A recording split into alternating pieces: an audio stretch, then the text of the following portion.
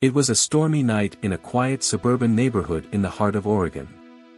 The streetlights flickered as gusts of wind carried sheets of rain across manicured lawns.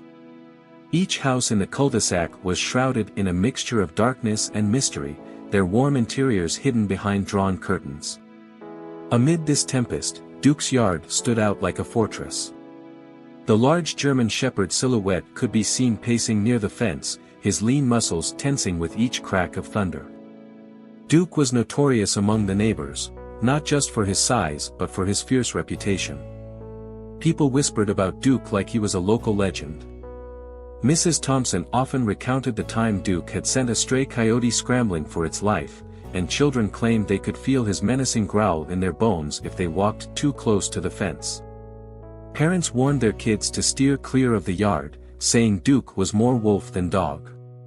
Yet tonight, even Duke seemed uneasy. The storm's relentless roar competed with his low, guttural growls as he patrolled his domain, his sharp ears twitching at every sound.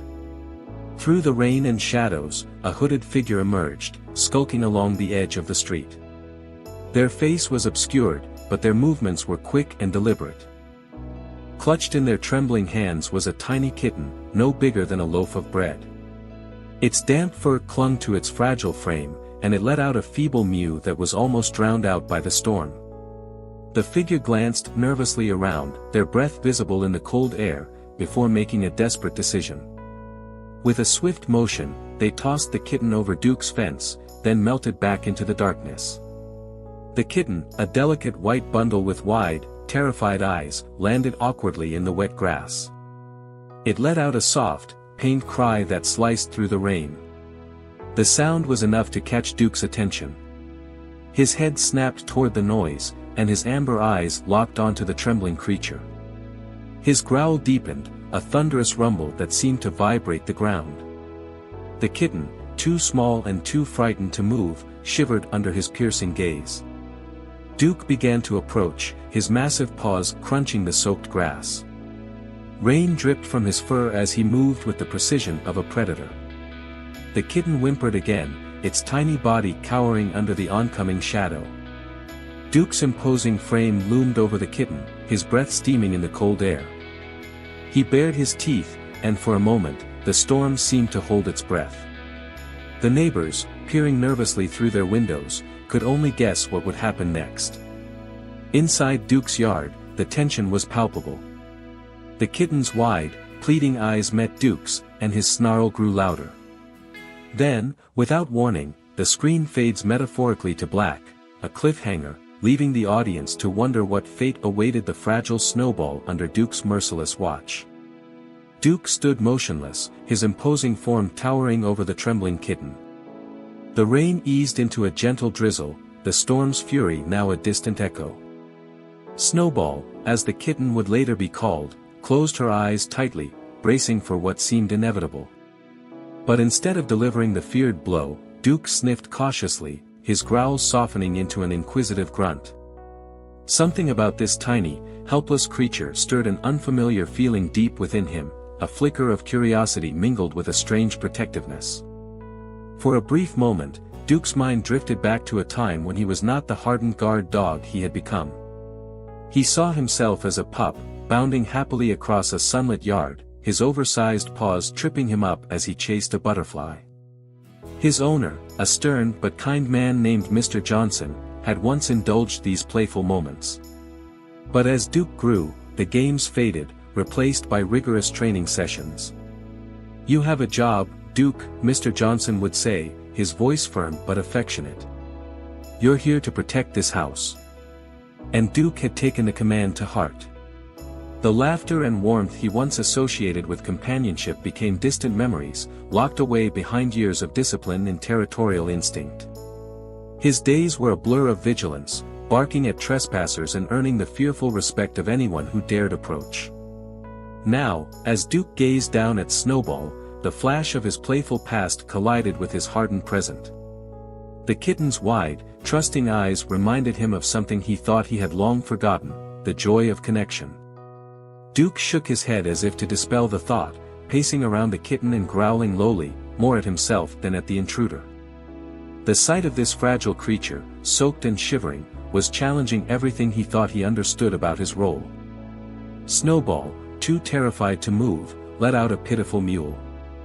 When Duke nudged her gently with his nose, her tiny frame stumbled forward, earning an almost imperceptible grunt of surprise from the hulking dog.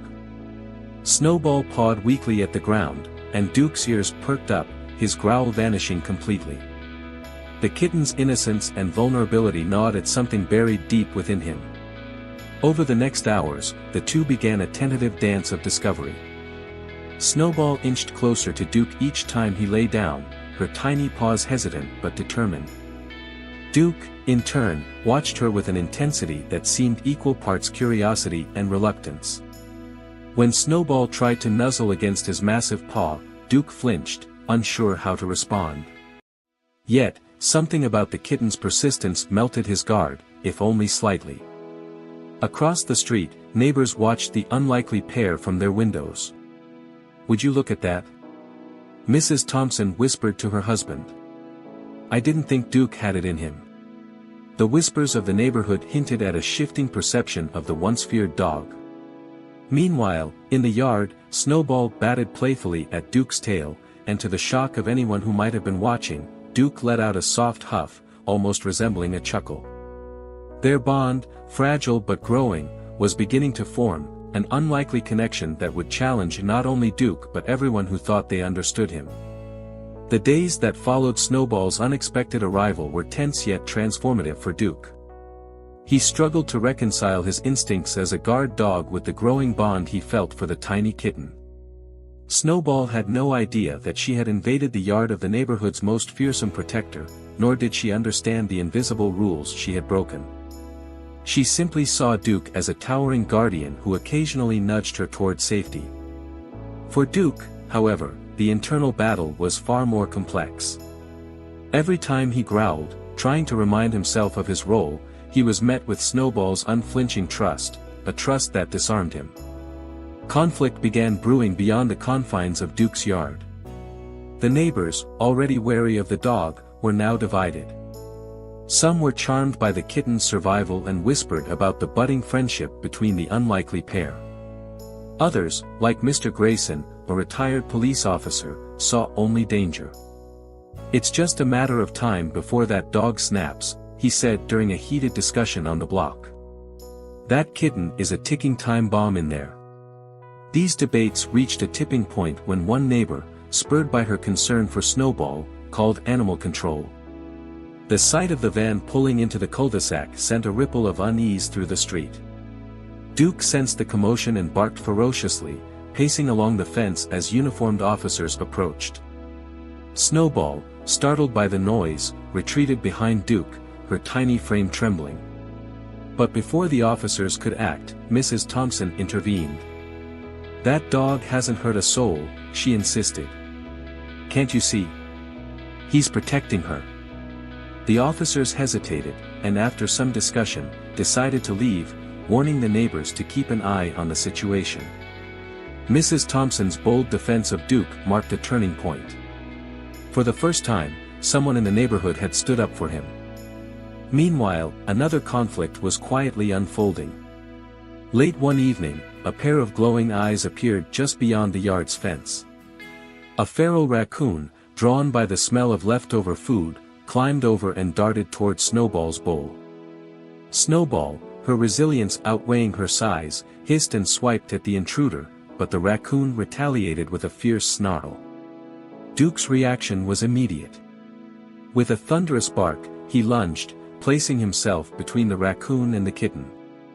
A brutal scuffle ensued, Duke's powerful frame colliding with the raccoon as growls and yelps echoed into the night. The noise drew neighbors to their windows, their faces pale as they watched Duke fight off the intruder. Despite suffering a gash to his shoulder, Duke drove the raccoon back over the fence, his chest heaving as he stood victorious. Snowball, shaken but unharmed, approached Duke and gently licked his wound. The sight was nothing short of astonishing, the ferocious dog allowing himself to be comforted by the tiny creature he had just risked his life to save. This act of bravery and mutual care rippled through the neighborhood. Conversations began to shift. "Maybe there's more to Duke than we thought," someone murmured at the corner store. The perception of Duke was changing, but so too was the dynamic within his yard. The once feared protector was no longer just a guard dog, he was a hero. The calm of Duke's yard was shattered one fateful night when a feral raccoon crept under the loose corner of the fence. Drawn by the scent of leftover kibble Duke hadn't eaten, the creature prowled toward the food bowl. Snowball, now emboldened by weeks of Duke's silent protection, stepped forward. Her tiny back arched, and she let out a weak hiss. To her, this was her home now, and she wasn't going to let the intruder take what belonged to them.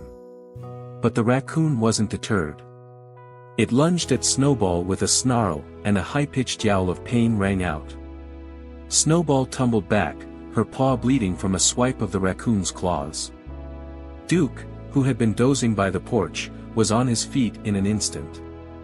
His growl erupted like thunder, shaking the night air as he charged toward the raccoon. The battle was fierce. Duke, far larger and stronger, cornered the raccoon quickly, but the wild creature fought back with desperation. Claws and teeth flashed under the pale moonlight, and Duke's yelps of pain echoed through the yard as he took several sharp blows. Despite the injuries, Duke's focus never wavered.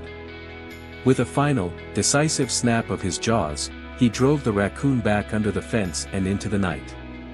Exhausted and bleeding, Duke turned his attention to Snowball. The kitten was trembling, her injured paw held close to her chest.